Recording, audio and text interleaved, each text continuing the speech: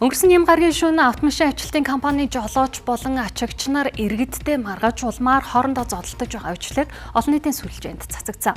Тэгвэл тухайн ачаагч автомашины жолооч нь аль биесний бүртгэлгүй хувийн эзэмшлийн ачаагч автомашиндаа Энерги Техланд гэх автомашин ачаагч компани логог ашиглаж байсан гэх мэдээллийг их сурвалж өгöd байна.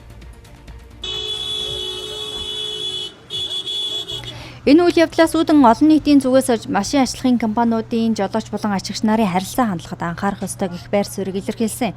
Тэгвэл ачаагч автомашинуудын нэгдсэн холбооноос сүүлийн үед жолооч болон ачаагч нарынхаа ёс зүй зан суртахуунд анхаарал хандуулдаг болсон гэлээ.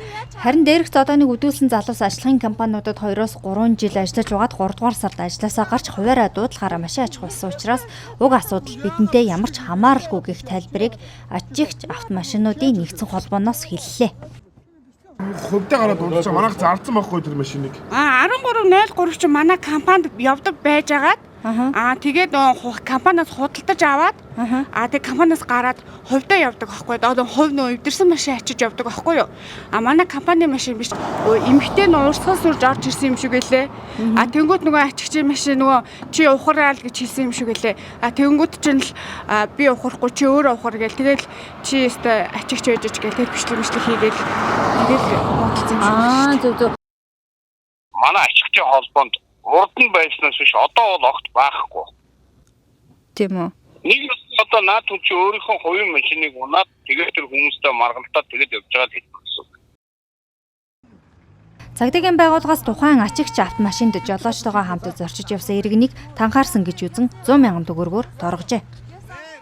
Тэр одоо бол цагдаагийн байгууллага тухайн асуудлыг бол танхаарах зөвшөөрлөлт өчлөөд шалгалт ажиллагаа явуулж байна. Бас яг тухайн одоо ажилчдыг ажиллуулж байгаа гэдэг ч юм уу одоо тухайн байгууллагаас нь одоо ажилчдынхаа ёс зүй, харилцаа хандлага өөр юу гэдгийг хэрэгжүүлэгчийг үүрэгтэй нь холбогдуулаад бас мэдээлэл сурталчилгаа олон төрлийн мэдлэгийг бас олгох зайлшгүй шаардлагатай. Ачаагч автомашинуудын нэгдсэн холбооноос хэдийгээр сүүлийн үед ачаагч жолооч нартай холбоотой гомдлууд багассан гэж тайлбарлаж байгаа ч цагдаагийн байгууллагад жолооч болон ачаагч нартай холбоотой гомдол мэдээлэл түлхүү ирэх болсон гэдгийг хэллээ. Соёлтой байх хэрэгтэй байхгүй айл талтай.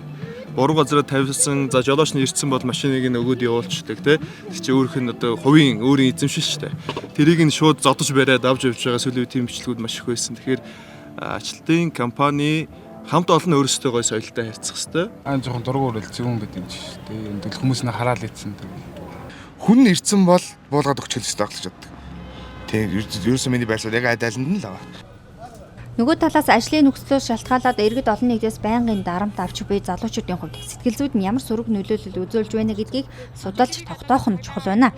Үүн дээрээ үндэслээд жолооч ачаагч нарт ёс зүй харилцаандаа хэрхэн анхаарах вэ гэдэг мэргэжлийн зөвлөмж зөвлөгөөг боловсруулж хэрэгжүүлэх шаардлага байна. Энэ мэт ёс зүйн доголдолтой хүмүүс төрийн зарим чиг үүргийг гэрээгээр гүйцэтгэдэг гэж үзвэл ачаагч жолооч нартай холбоотой гомдол мэдээлэл тасрахгүй илүү их асуудал урган гарахыг үгүйсэхгүй юм а.